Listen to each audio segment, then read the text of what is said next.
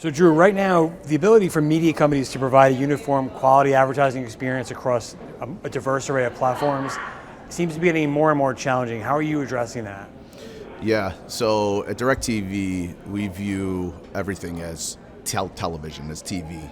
So when you think about the convergence of all these platforms together, that's exactly what we offer to our consumers from that perspective. So from an advertising perspective, what we're looking at is a converged marketplace that we're taking a unified front-end target across a multitude of different entities in the sense of linear and streaming. And our solution set in that capacity is a converged addressable product.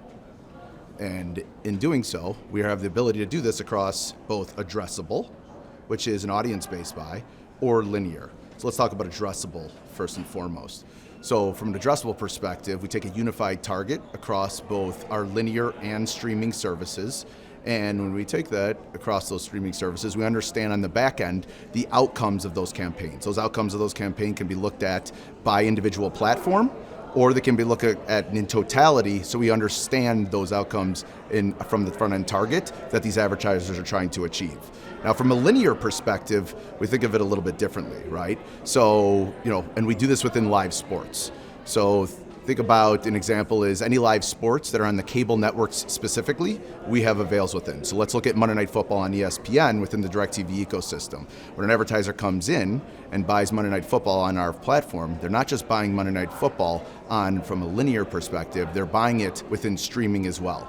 That's how we're looking at the convergence of these products together and the converged product that we have at DirecTV. So protecting relationships with viewers is more important than ever in this competitive ad marketplace. Do you agree, and how do you protect your quality relationship with your viewers?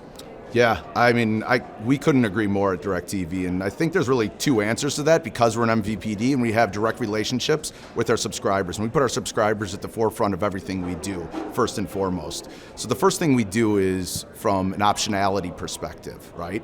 An optionality to our subscribers is all rooted in an advertising model.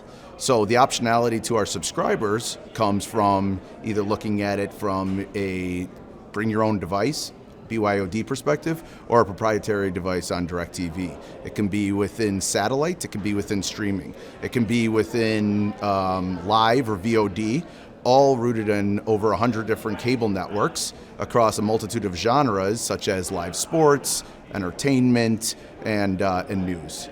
That's the first way we look at, as keeping our subscribers sticky to our platform in this, fundamentally rooted in advertising, solution. The second way we look at it is protecting the anonymity of our consumers, right, and our first-party data. So when you talk about protecting the anonymity of our consumers, it's never been more important that we have our business analytics team and our privacy teams vetting out these safe haven environments and clean rooms where we put that first-party data into those safe havens, and then they're able to do a double-blind match and scrub against either an advertiser's first-party data or third-party data segments that they're able to use for targeting and then attribution. So, that's how we put, our subscribers in twofold at the forefront of everything we're doing. Lastly, how are you using new ad technology to help solve for the problem of fragmented viewing across various platforms that works both for you and the advertiser? Yeah. It's a great question because addressable advertising at its core and in its DNA solves for fragmentation by definition. If you think about it, it's an impression-based buy, so that 30-second ad seeks out that consumer no matter where and when they're watching across day parts, across networks, and across platforms.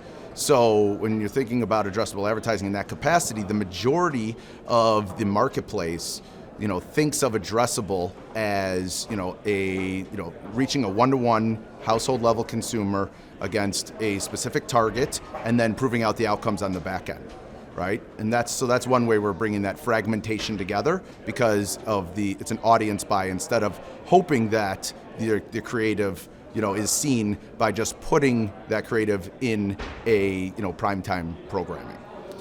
The second way that's really caught fire throughout, throughout the industry for us started in the upfronts last year and really has, grown within the scatter marketplace is the idea of controlling for for frequency and creating incremental reach. So what happens on our platform, because all national campaigns run through our set-top boxes, we have the ability to understand delivery of those national campaigns. And we've run hundreds of these analysis, and what happens every single time is that roughly 75 to 80% of all the impressions go to the same 30% of the audience, right? And that's not a buying problem, that's not a planning problem, that's not a client problem, that's a deficiency in the technology problem of linear products. So what we do from a set-top box perspective is we suppress out those heavy viewers, those overexposed audiences, and we only serve ads to the light and medium viewers within those terciles. This way we're able to control for frequency because of frequency capping, right? Create incremental reach because of that fragmented audience that's oversaturated and really just being seen by those same individuals. And we're able to do this in this converged product set that we have both across linear and stream.